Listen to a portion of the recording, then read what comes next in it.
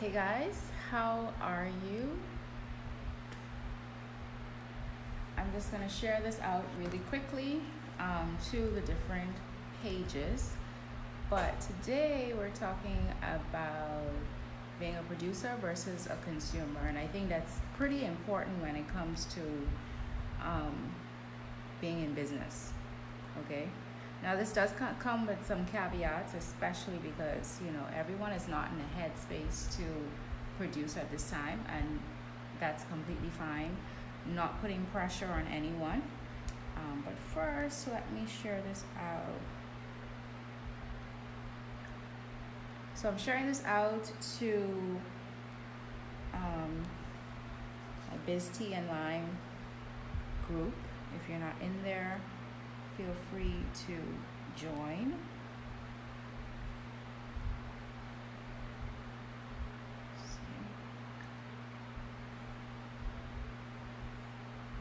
Share to a group.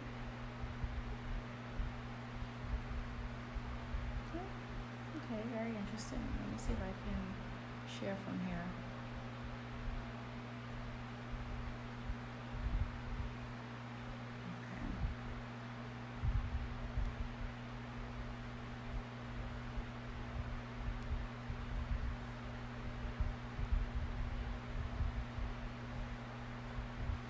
Start in just a few minutes. I'm just sharing out.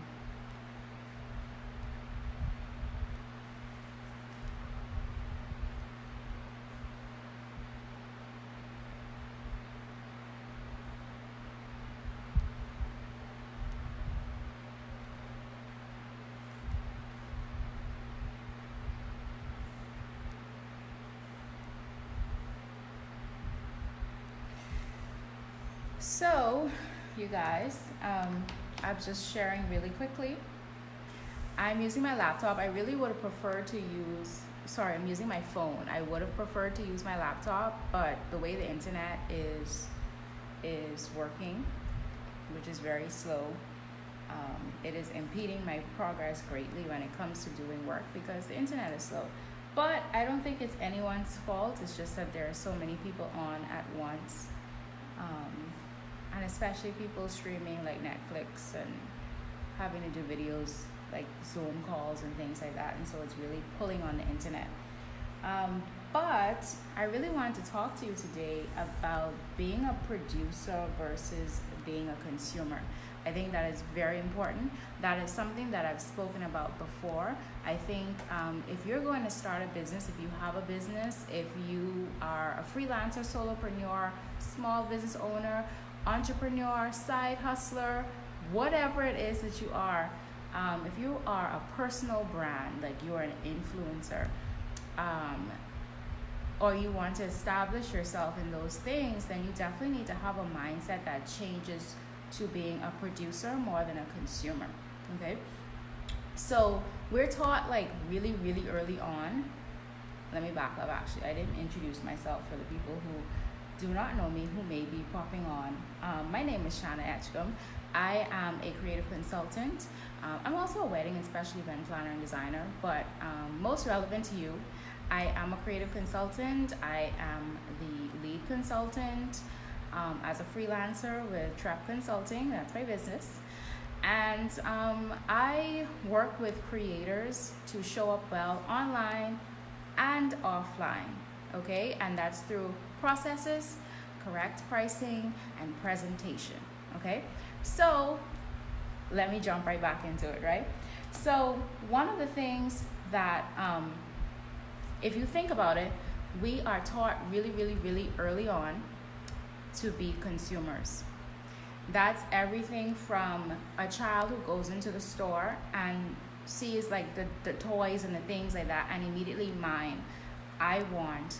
And so as the parent, if we're able to, we will buy it for them, or the aunt, the uncle, whoever, we'll buy it for them, right? We see ads, we see commercials, in between things, we see commercials, and they are unknowingly manipulating us. And I don't use manipulation in a bad way. They're just like causing a stream of like almost like a video reel that's running in our heads. And I remember the first time I became aware of this, I was away at college, right? Y'all, I was in college. I started when I got my on-campus job. I was making $7.25 an hour. Okay, that was better than nothing, so I was grateful. Then I got promoted. I got promoted to $8.25. Then I got promoted to $9.25. I think by the end I was making like $10, which for an on-campus job, that was balling. Please tell me why I still, when I went to Walmart or the grocery store, wherever, I was still buying Bounty instead of Great Value. Okay, I was buying the expensive, I don't even know what ply it is, but Bounty is good, okay? Because in my household, off and on, we had used Bounty growing up, right? And more importantly, I saw the commercials, the quilted, quicker, picker, upper, okay? Not realizing that those ads, those commercials were playing in my head whenever I walked through the hand towel aisle, okay? I would pick up Bounty. My eye never even, I was like, oh, what's Great Value? No brand recognition. I don't know what that is. I'm not gonna buy it. And I'm in college, right? Like, I could have bought probably 2 or 3 Great Value for the price of that one Bounty, okay? But I did it anyway. And so I say that to say, from we are children, we get taught about being consumers. When you go out and start a business, or you want to start a business, you have to be thinking about producing, because the reality is that is how you get paid, okay? You get paid when you produce, okay? I saw something on Instagram, I want to say. It was Instagram, and it said, when it said something along the lines, I'm paraphrasing, when you want to lowball us, the creatives, when you want to lowball us, remember that during this time, we brought you entertainment and relief, right? So this applies to the Netflix, the Facebook Watch, right? And Facebook is really good, right? Because they introduce this Facebook Watch, and so the video is just like, when one is done, the next one scrolls up, starts playing. So next thing you know, you have spent so much time just watching random videos on Facebook, right? And we have this conversation a lot as creatives amongst ourselves, is the fact that people take us for granted and people want what we produce, but have no idea how much it takes to put in and produce, and so they value it but not enough to pay for it, right? And I've said this before, I'm in the Bahamas. In this country, there are many, many people who take for granted the fact that a creator made something, okay? A creative made something. And I went back and used the example of Black Panther. Like, everybody was talking about Black Panther, right? And Wakanda Forever. And all these things, not realizing, like, a creative made that. Like, all these things with the CGI and the video production and the set production and the costumes and all of that, like, that costs money. That cost good money, because creative people brought what was in their imagination out, right? And here we don't necessarily have a concept of that being super valuable, okay? So I want to say this. I have been talking to a lot of people over the last several years about doing video, about going live. That is one of the, I don't want to say easiest, but it's one of those ways where you can start producing really quickly if you just use your phone.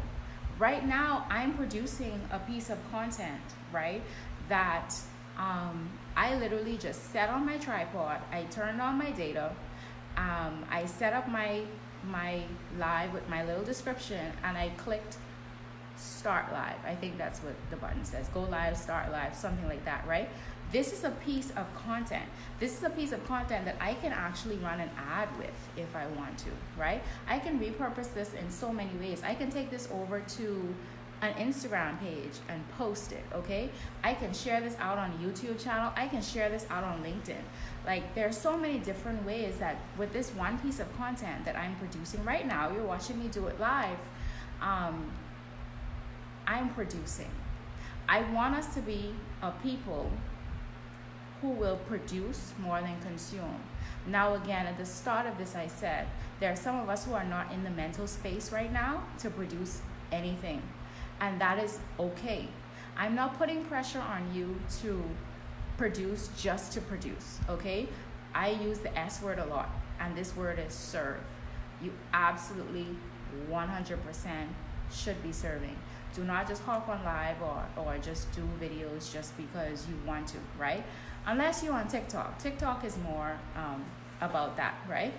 But I say that to say, TikTok. Let me give you all some social media statistics, okay? TikTok just in the month of March had 60 million new downloads, okay? 60 million. March is when most of the world started to do their at-home, stay-at-home campaigns, the distance but apart, the whatever, right? Hi there. Okay, so that's one thing. Facebook and Instagram right now are trying to get their ish together, for lack of a better word, because they were not prepared for the amount of people who were going to start using Facebook and Instagram. Again, they already had accounts, or the amount of people who signed up, okay? So that made it super complicated for them, because they're trying to navigate all these new people, all of this traffic that's going on, new traffic, and their people are now having to work from home. So they can't even do it in an environment where they're comfortable, an environment where the internet is encrypted, okay? They, in the midst of having to police Facebook and Instagram, right? They also have to worry about new security breaches. They have to worry about the fact that they're not breaching security because they are not operating on their secure networks in their buildings, okay? All types of things going on. So let me give you some more really quick social media facts, okay? Facebook has seen the use of Messenger go up by 50%. And there's a reason why I'm telling you all this, right? WhatsApp has seen an increase of 40% usage, okay? And in the countries where the curve has been flattened and they're coming out on the other side of this right now, like the number of new cases and deaths are decreasing, they are seeing WhatsApp usage at 50%, okay? And then, of course, if you combine the usage of Facebook, WhatsApp, and Instagram, the usage has grown by 70%, okay? So it is super, super important right now that you get to come on these platforms as well. We are in a place where no longer do you have to have a huge budget to make high quality content. You know, when we saw these commercials on TV, we felt like it was a whole production and you had to have a big budget and actors and props and all of these different things, right? What our phones allow us to do is do things in a high quality way, share content much faster, edit much faster, and it takes away the whole idea of needing a big budget and a big production. And that is amazing for a small business owner, for a solopreneur, for someone with limited budget, limited amount of money to spend on video content. That is amazing. Now let me add to you another thing, right? Facebook has said that they've seen a decline when it comes to ad spend. And that's for a couple of different reasons. One being, businesses are feeling constricted, right? And so automatically and unfortunately, one of the first things that people tend to cut is marketing, okay? So people tend to cut marketing, which means, Facebook is a part of the marketing budget, right? Now, what that translates to as well is this is a great time to be marketing. This is a great time to be paying for Facebook ads because it's actually cheaper. And when I say cheaper, before, if I spent $1 a day, let's just say, if I spend $1 a day, I put in my parameters of who I want to see my ad. Then for $1 a day, let's say maybe up to 400 people will see my ad. Well, now if I run an ad and I spend $1 a day, I may get up to 1,000 people seeing my ad. That's why I say it's cheaper. I'm still spending the dollar, but more people are getting to see my ad, okay? So that is another reason why, in my opinion, you should be doing video. In a previous video, I talked about the know, like, trust factor, okay? And whereas in the past, people would have to see you up to 9 times before they either bought from you or considered buying from you, that's actually gone up to 21 times. 21 times, y'all. 21 times. And you know why that is? It's because there's so much competition. There are so many people selling things, so many people doing lives, so many people doing courses, doing webinars. Like, there's so much choice now.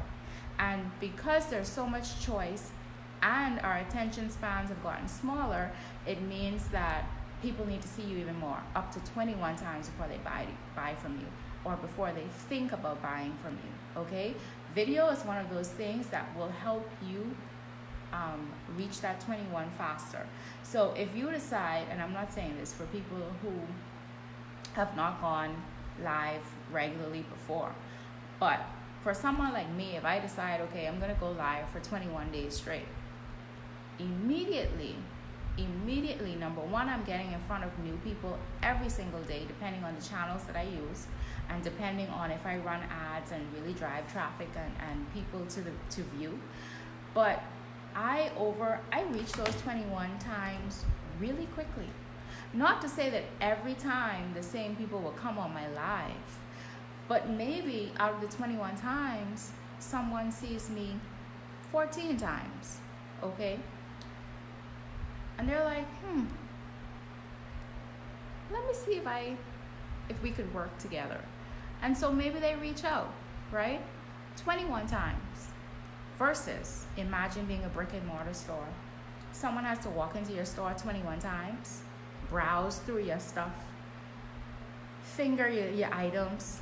You all know, when we go in stores and we're looking at clothing, Target comes to mind, right? Target and Old Navy. They have like the benches and then like the jeans stacked up high and the t-shirts stacked up high.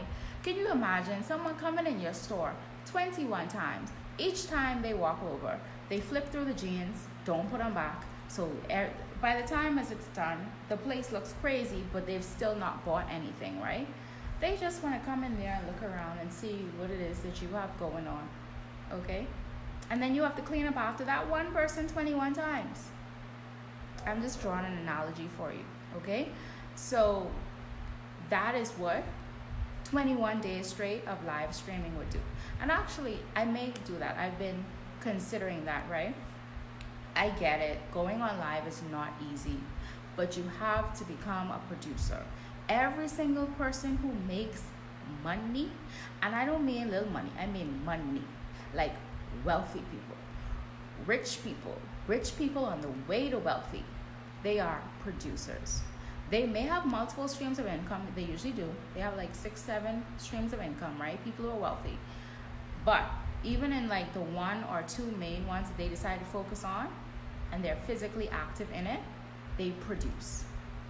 You have to produce. I am someone who, I love to be behind the scenes, okay? 4, 5, 6 years ago, if someone said, Shana, you'll be doing live trainings, you'll be hopping on live, I would have said, you lying.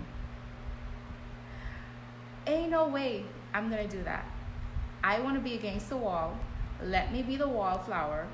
let me just chill. I don't want to do that. Um, y'all hear me use the I word a lot. I'm an introvert, right? And so, me even talking to you guys right now, I cannot see you, but I know you're there. And so, even that is like taking a little something out of me energy wise, right? And I say all that to say, I have to overcome it. And with practice, I have to overcome it, okay? And the only way to overcome it is with practice. People always ask me, well, how do I do it? How do I get better? You just have to practice. You have to practice, and you have to be consistent with practicing. It's no different in public speaking.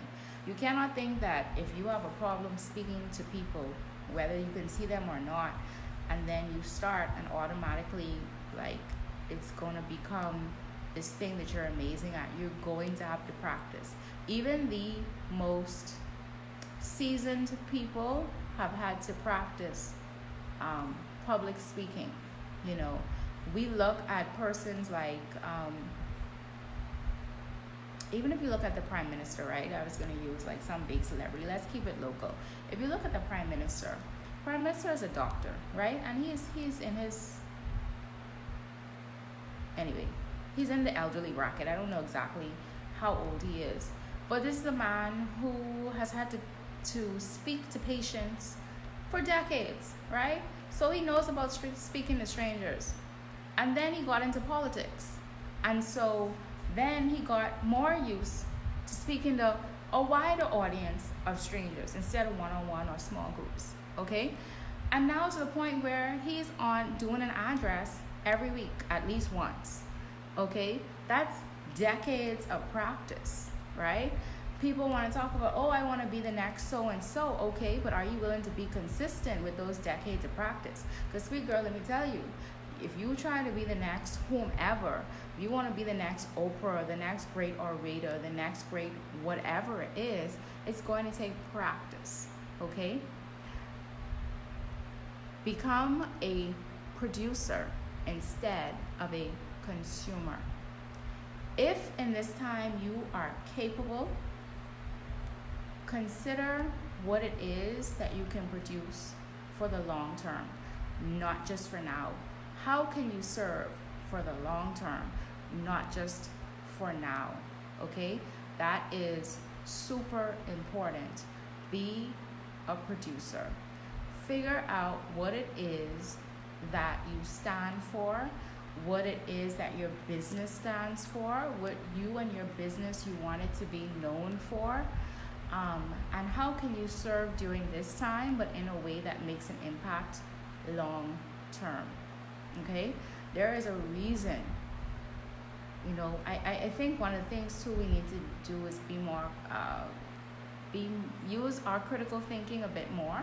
I think sometimes we move through life a bit passively without asking, well, why are so many people doing this thing? There's a reason why so many people are going live right now. There's a reason why so many people are still producing content. There's a reason why people are collaborating, joining forces, and doing lives together. There's a reason for that, because they know that their audience is in need of direction. Their audience is in need of leadership, because that's kind of what you end up doing, right? When you decide to put yourself out there, especially in a way that is useful, you're kind of establishing yourself as a thought leader. You know, one of the things that people always look for in crisis is leadership, okay? And when you show up with that leadership, then you get to form a tie and a bond with them that can last long after the crisis is over, okay? They know that people are feeling alone, and so it feels good and it looks good to come together, okay? I need to stop gesticulating, because y'all, my hands, my nails, anyway. So, be a consumer. No, sorry, don't be a consumer. Be a producer. Consume less. Think about what it is that you can put out there, okay? Being a producer will get you paid. I repeat again, being a producer will get you paid.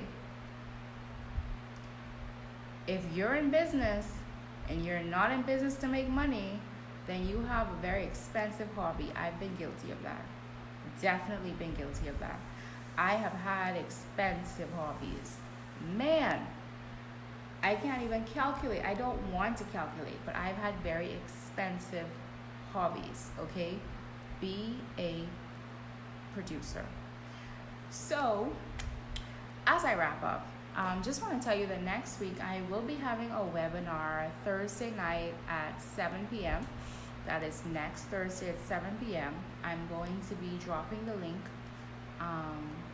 to the page to sign up on this webinar. I will also post it in other places, okay?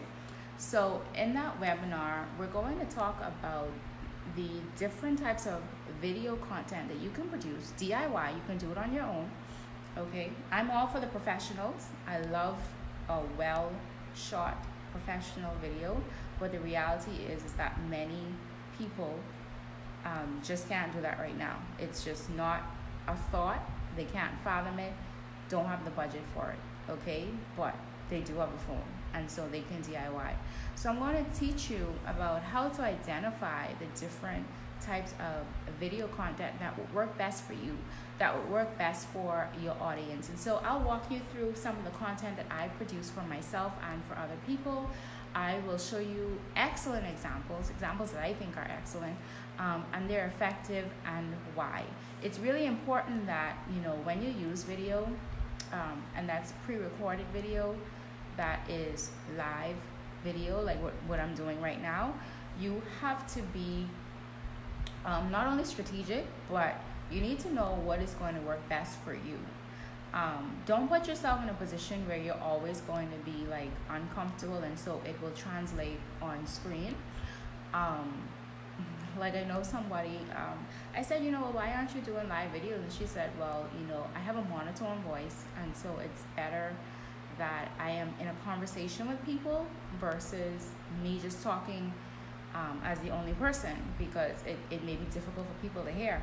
She knows that, she's honest with herself, but there are other types of content that she could be using, right? Along with still hopping on recordings with other people, okay? So I will show you exactly the types of content that, you know, you should consider for your own use. And I will also give you some of the tools that I use. Some of them are free, a lot of them are free. You guys, I believe in free for several different reasons. One of the reasons is because it's free, but also because of my demographic, and the fact that starting out especially, everyone either doesn't have the budget, or it's a hard sell for people to buy something that they're not quite sure they're going to use, or that they're not quite sure that they're going to figure out how to use. And so it's like, well, it's a free tool. Like, what do you have to lose to, you know, learn it? So I will show you as well some of the things that I use that are free and paid on my laptop as well as on my phone.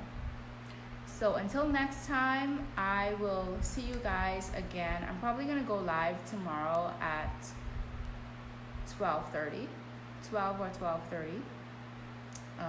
But yeah, I'm actually going to go catch someone else's live that I'm looking forward to. So I will see you again next time. If you want to get in touch with me, of course, you can send me an email. It is info at trepadventures.com. You can also look me up on Facebook.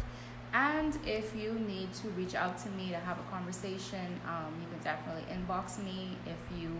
If we are a personal Facebook page friends, you can inbox me as well. You can inbox me on the business page, and then you can also WhatsApp me as well on my business line, and that's on my business page as well. Thank you guys, and I will see you again. And don't forget this week to think about how you can be a producer and not just a consumer. I will see you next time. Bye.